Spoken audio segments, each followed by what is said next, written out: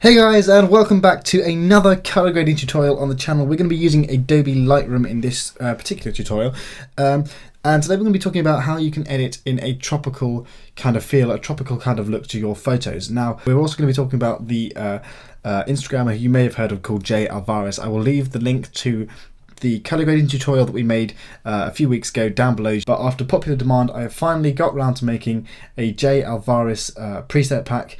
There are 12 presets in his preset pack, so you can go ahead and check that out. That will be on the website once this video has been released, so go ahead and check it out. But first of all, let's get started talking through the tropical preset pack, which is currently in the process of being made. Okay, so this preset pack is going to bring you through how to get your images looking from something like this, which is fairly summary but fairly standard photo, to something like this. And what we're going to be doing is creating those nice blues to your images. I'm going to take you through some examples of photos. So this one particularly is a one that I've used the tropical 5 preset on, and this is what it looked like beforehand. Very green, nothing particularly special. It's a nice photo, but this preset really brings out those blues and lots of contrast in the photo. The aim of this preset pack is to really focus on the blues and the oranges in your photos. Again, this is one other one that I wanted to show you guys, where you can take the water from green to looking very blue.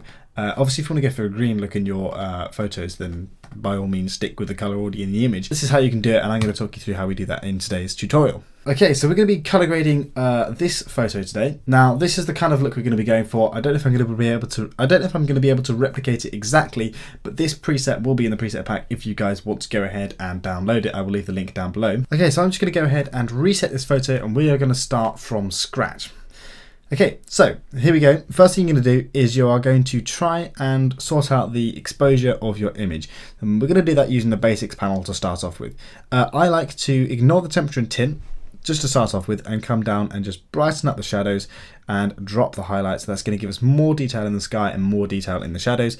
The next thing is just whack up those whites and drop the blacks like that, and already you're getting a nice more contrasted image that pops a little bit more. You can press the backslash key on your keyboard so you can see the before photo and the after. We haven't done a lot yet, so you can't really see much difference. Now we're going to come to the temperature slider. You can see if I drag it to the left we get a lot more blue, and if I drag it to the right obviously you get more orange.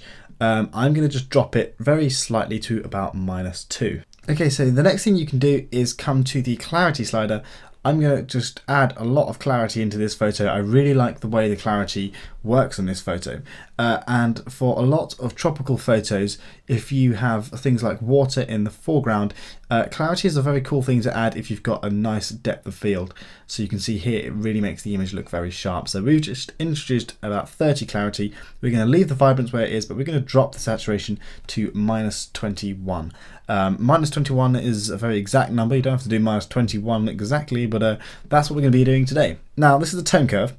The tone curve, you mainly want to be going for an S curve for these tropical photos. It really helps to make these photos pop. The thing with tropical photos are you don't want to be desaturating your colours much. You want to be saturating the specific main colours of your photo, which tend to be the oranges and the blues and greens in your photo, and you want to be making those colours really vibrant, and then you want to introduce contrast as well that will help your image pop. So we're going to be using the tone curve here to really help us do that. We're going to introduce a little bit more brightness into the highlights. Then we're going to get here and we're going to drop the curve down like that, and you're going to notice this is a very common curve that everyone uses all the time. This is the S curve, and again, like I just said, it's the contrast. Okay, so here you can then introduce what's known as fade.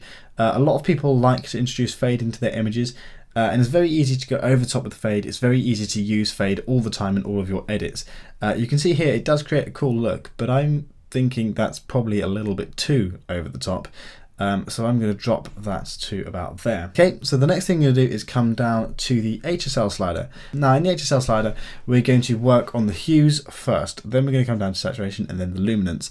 Now the hues, we have got 3 main colours in this photo. You've got the greens in the background, you've got the blues in the water, and then you've got the oranges on this board. I know at the moment you can't really see the oranges, but if I do this, actually we're going to come to the HSL later, excuse me there.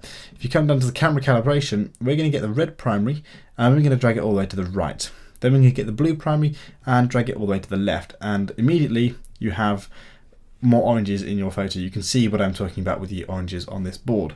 However, I don't particularly like the look this has given the photo. I don't like the look on the trees. which is where the HSL slider comes in, we're going to come to the hues and we're going to ignore everything and come straight to the yellows, drag the yellows to the right, drag the greens all the way to the right as well. And already we've brought back some of those greens in the images. You can see if I get the yellow slider and drag it to the left and the green, we get this sort of brown orange in the trees, which we don't want. We want greens. You can, if you want to, by all means go ahead and just introduce more orange and teal by dragging the yellows and greens down, but for this specific photo I'm not going to be doing that. Then I'm going to come back to the camera calibration. I'm just going to mess around with the blue primary just to kind of work on those greens. I don't want to lose too much orange in the photo, but I don't want to lose too much green, so I'm thinking drop the red primary about to 80%, and then the blue primary we can drag up just a little bit more to about -85, -80 as well, and that's just going to bring back some more of the greens. So now we've done that, we can come back to the HSL slider and we can work on our other colours. Now, like I said at the beginning, I want to be having more oranges in my photo, so I'm going to get the red primary and drag that to the left, and get the orange primary and drag that slightly to the left as well. Not too much. You want to be careful with the orange slider because you can make the skin look very weird. Now for the blues, aquas, what I tend to do is decrease the aquas and increase the blues. I don't want to have too much teal in this image. It's very easy when you're starting off with orange and teal color grades to go onto orange and teal, whack up the red primary like I did start off with, and then drop down the blue primary all the way, and then come onto HSL and also drop down the aquas and the blues, and then what happens is you have an image that looks like that.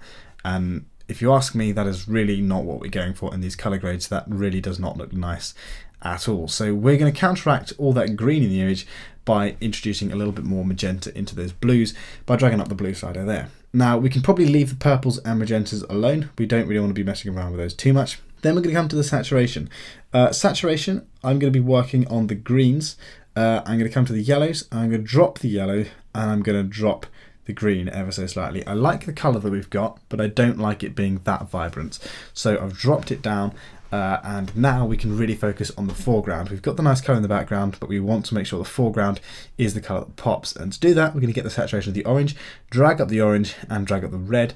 That way the board and the man really pops out very vibrant in this image. And then you can get your aquas, introduce more saturation into the aquas. And then for the blues, I don't want to introduce more saturation in the blues and aquas. I want to introduce the aquas and drop the blues, or you can introduce saturation in the blues and then drop the aquas. Again, what we're doing here is counteracting each other. You find that the blues and aquas in lots of photos are very powerful colors. If you do too much to one side on both of them, it's very noticeable. So that's what I've done here. I've dropped the aquas and increased the blues, and here in the saturation I've dropped the aquas and increased the blues, just so we have some sort of moderation in our colors.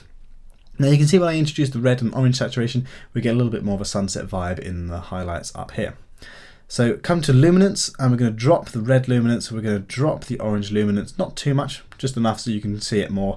Then we're going to get the yellows, and we're going to brighten up the yellows, we're going to get the greens, and we're going to brighten up the greens as well, just to bring out the background. I like the kind of sort of highlights in the trees in the background. And then for the aquas, we can get the aquas, and we're going to drop them. We're going to drop the blues, and we're going to increase the aquas to somewhere about there.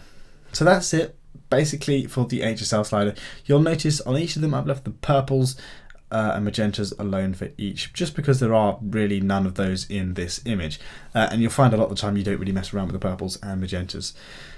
Now we're going to come to the split toning. Now in split toning you can do one of two things. One, you can go for complementary colours. So if you check out a colour wheel, for example, you have blues and oranges. In this case we have the orange and teal, which can look quite nice. Alternatively, you can just do what I like to do is come to the saturation and then increase it to about 10%, and then just slide the slider until a colour starts to work. And you'll notice a lot of the time with these photos there will be a specific colour that clicks and it just works perfectly, and you don't want to shift it from there really. Now the shadows do the same thing, introduce the saturation to about 10%. Now you can see here we've really lost the colour that we've spent ages trying to get in the greens, so we're not going to go for this colour.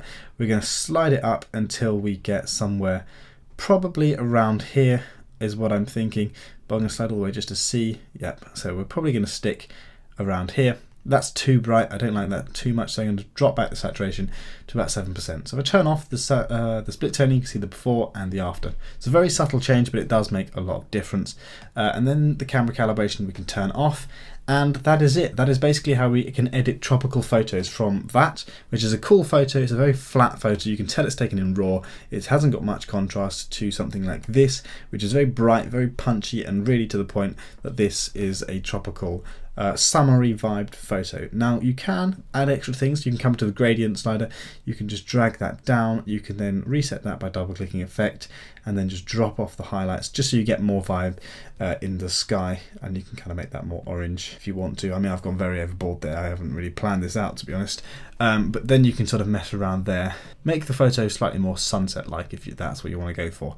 But that's it for today's video. I hope you guys did enjoy. I hope it was useful for a lot of you guys. Like I said, don't forget to check out our tropical preset pack and also our Jay Alvarrez preset pack, both of which can be used for the tropical kind of photos. But like I said, go check this out on the website. It'll be great to see you in the next video, guys. In the meantime, live long and prosper.